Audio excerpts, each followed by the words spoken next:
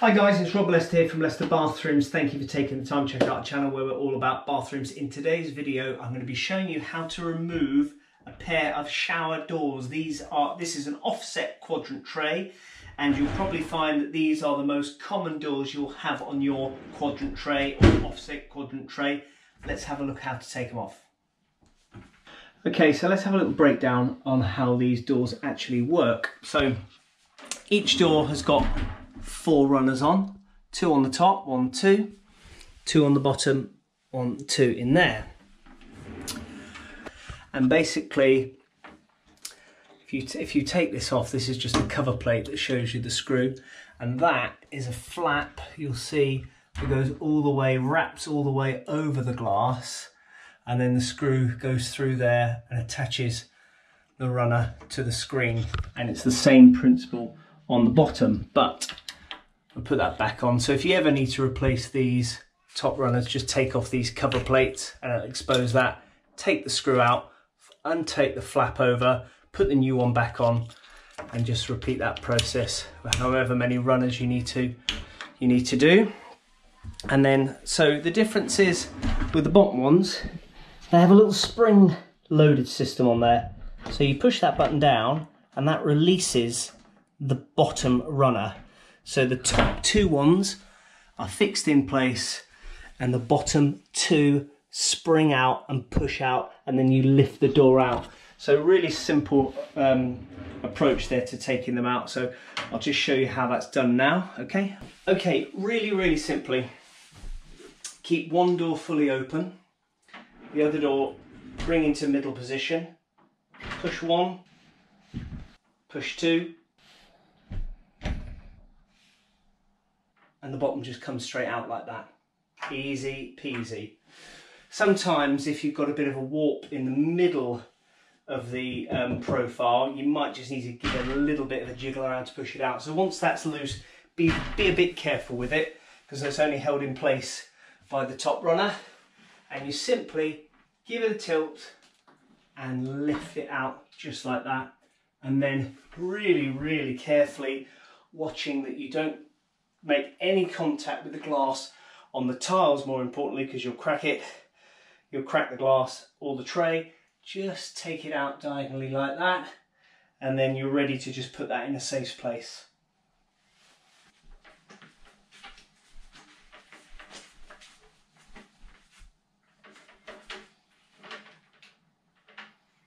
Okay, now you can repeat the process all over again with the second door into middle position, push the clip down, push the button down, the spring loaded button, push that again, out we go. And then I always tilt the top out and the bottom, because you can control it much better that way. And then that can go back out on a safe space on a towel or a sheet or something.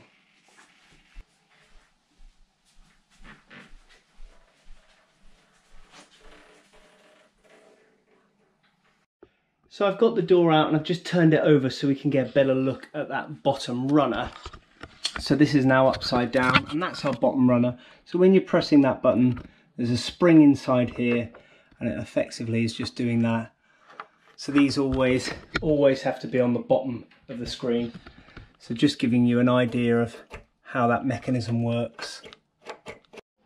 Great, that's both screens out, leaving you to do whatever you need to do. For me personally, it's just getting a bit more access into these areas and giving those a good clean up, just to give the tray a bit of longevity. Clank my head. Just keep it nice and clean, nice and fresh. I want to keep on top of it because it's only been going just about a year, so I just want to keep it nice and clean for future use. If you're keeping the doors off to change a bit of hardware, that's great as well. You've just got access to everything here that you need to change these over, and or if it's one of the seals has gone, you know, you can just take the doors out very simply to do anything that you want. So okay, same process putting them back, and I'll just guide you through that and the best way to lift it in. So just a really quick note before you put the doors back in. These are your stoppers up here. So that stops the doors when they come together, and that stops the door from hitting the tiles. So when you lift the door back in, make sure for this door you're on the right hand side of the stopper. Don't put the runners here and here, because you'll have to take it out and do it again. So make sure you're nice and far removed from that. Same with the bottom rail as well. So we can offer those doors back in now nice and safely. Okay, so we're lifting the doors back in the order they came out.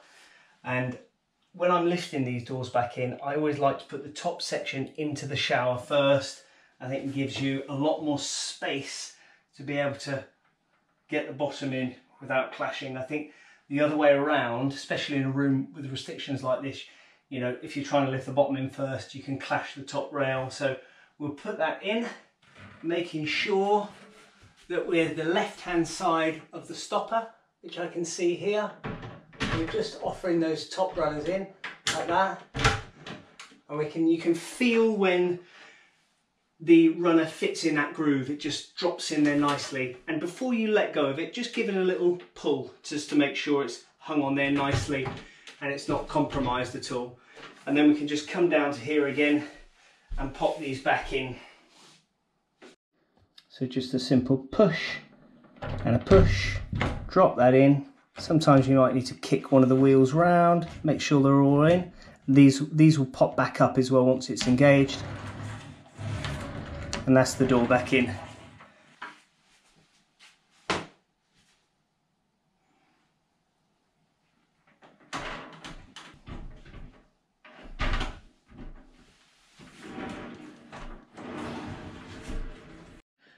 Right guys, that's all back in now, and I've done what I needed to do. I hope this video has been useful. Like I said before, if you've got a quadrant shower tray or an offset quadrant like this, chances are you'll have a shower door with that type of mechanism on it.